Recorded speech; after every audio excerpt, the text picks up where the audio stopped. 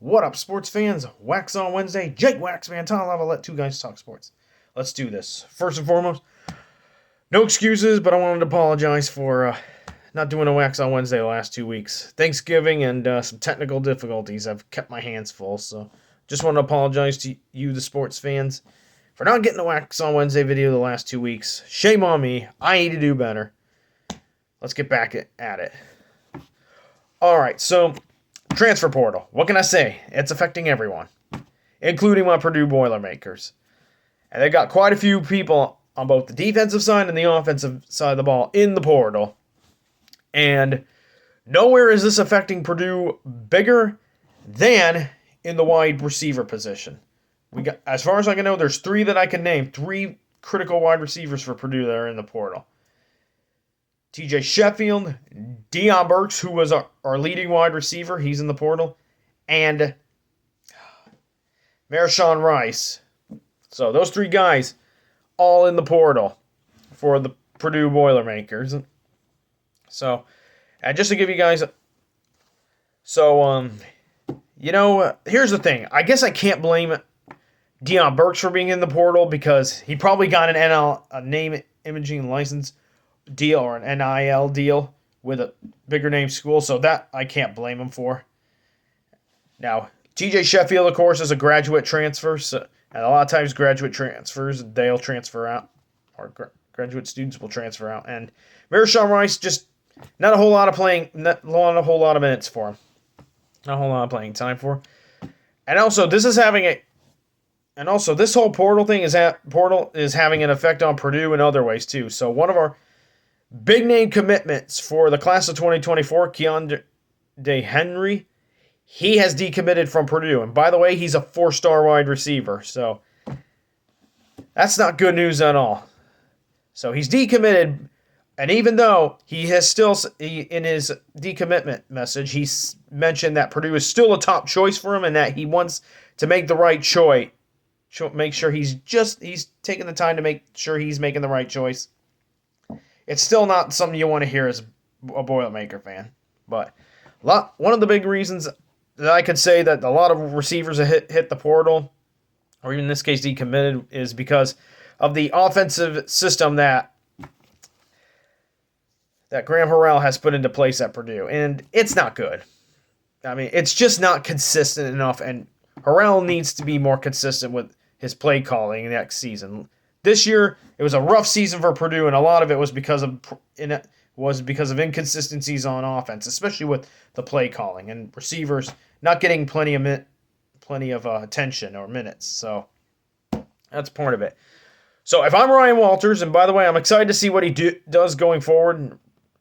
Tough first season, but I'm still excited to see what the future holds under Ryan Walters. But if I'm Coach Walters, my focus in the portal this season will be on securing a talented wide receiver and one who fits the scheme for Purdue football. So definitely the Boilermakers and as a whole, including Coach Walters, they got their work cut out for them in battling against what we call portal combat. Yep, I said it, portal. John Rothstein came up with that, but transfer portal. It's out of control, and Purdue's being affected by it as well. A lot of Walters and co., they got their hands full and a lot of work to do. All right. I presume, sports fans, that you want to know what my thoughts were on the announcement of who was the Final Four for the college football playoffs. So, for those of you who don't know, Michigan, Washington, Texas, and Alabama. Those were the Final Four. And I can't say I'm surprised, but I also cannot blame Florida State fans for being disappointed. I kind of figured, okay, Bama's going to get in the field because they beat Georgia. And of course, if they're going to get in the field, then Texas has to be in because Texas beat Alabama. So I wasn't surprised by that. Texas and Alabama being the last two in the field. But I can't blame Florida State fans for being disappointed. And given my way, I would not have put Alabama in the field. I would have put Florida State in instead, and along with Texas. Texas would have been the 4. Florida State would have been number 3. Given my way, of course. But regardless of what was going to happen, it was not good. it was a rough weekend for the college football playoff committee. It was rough. I don't want to make any excuses for them because I don't know for sure if they made the right decision or not. But the decision to expand the college football playoffs was definitely a good one. We got to end this controversy somehow. But can't blame Florida State for being upset, the coach, the players, and I can't blame Florida State University for moving forward with potentially what might be a lawsuit against the NCAA or the playoff committee for leaving them out of the playoffs. I mean, Florida State became the first undefeated team to do everything they needed to do. They won their conference.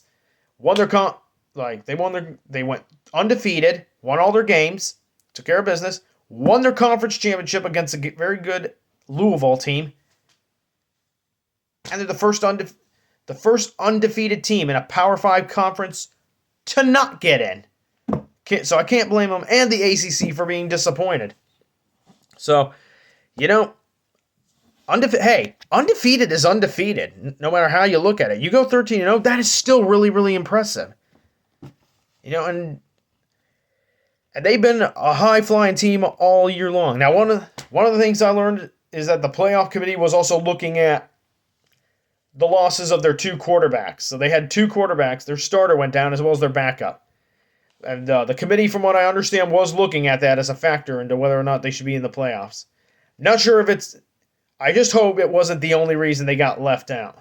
I mean, strength of schedule may have been another thing where Bama had kind of the edge on Florida State. But I'm just not, hey, again, undefeated is undefeated. Especially for Power 5 schools at the very least. Undefeated is undefeated. Okay? You go undefeated and you win your conference championship, you should be in. But unfortunately, that's not what happened, and there's chaos because of that, and a lot of upset people. Not just Florida State fans, but fans all across. And you know what? Had Florida State been put in, there'd be a lot of SEC fans bitching as well. It was not easy to be the playoff committee, so just sucks that this had to happen in the last year of the four-team playoffs. And a few other notes. You know what? Let's just be real. I'm gonna be honest with you. This is Auburn's fault. God damn it, Auburn. All they had to do was finish the job against Alabama. If they had hung on against Alabama in the Iron Bowl, we wouldn't be here. Florida State would have been in the postseason, and so too would have been Texas. So Florida State would have been in instead of Alabama if Alabama had lost to Auburn. Oh man, Auburn. And on another final note, this is something else I've been hearing. So there's apparently been some rumors or speculation going around, and this is going to fuel the fire for those who believe sports is rigged, that ESPN may have given a whole lot of money to the playoff committee to include Alabama in. So, now, I can't prove whether or not that's true, but that would not surprise me if ESPN pressured the committee into putting Alabama in. That would not have surprised me. Again, don't know if it's true or not, but if it was, not shocked here at all. Typical ESPN SEC bias. It's real, believe me. So, there it is. So you got your postseason, but it's a good thing the playoffs are being expanded because this last debate, ugly one for sure. But it is what it is. All right. And finally, we got the Heisman. The Heisman Memorial Trophy will be awarded this weekend in New York. Here are the finalists are as follows.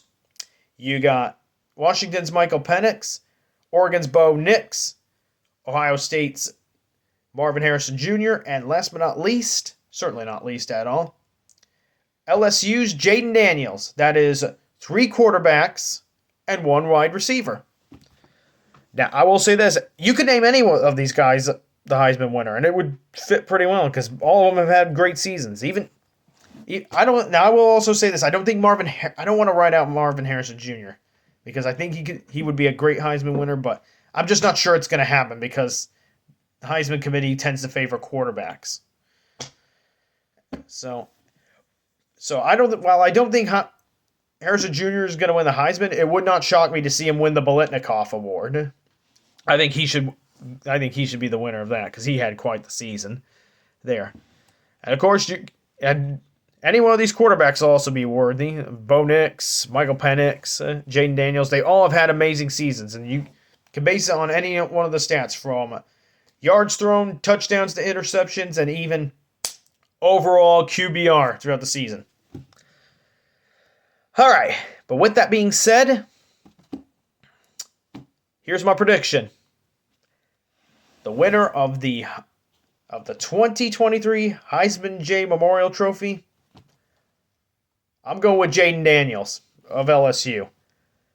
I've got a feeling that I have a feeling he's going to be the one that takes it this year. And the reason you could, like I said, you could pick any of those guys, but Jaden Daniels has the edge in terms of a very critical stat, and that would be total QBR. In terms of the QBR, Jaden Daniels' QBR is higher than both Bo Nix and Michael Penix. And either one of those would be great choices for the Heisman. But for that reason, that's why I think Jaden Daniels is going to be taking home the Heisman in 2023. All right. On to this day in sports history. On this day, speaking of the Heisman, on this day, the 6th of December, 1939, the fifth Heisman Trophy is awarded to Niall Kinnick, the legendary halfback of the Iowa Hawkeyes, and whose name is on Kinnick Stadium. All right, sports fans, that is all I got for this week's Waxon Wednesday. Hey, if you got a question for me, leave it below, and I'll try to answer it next week. So, and once more, thank you all for watching. Feel free to subscribe. And Jake Waxman from Two Guys Talk Sports signing off.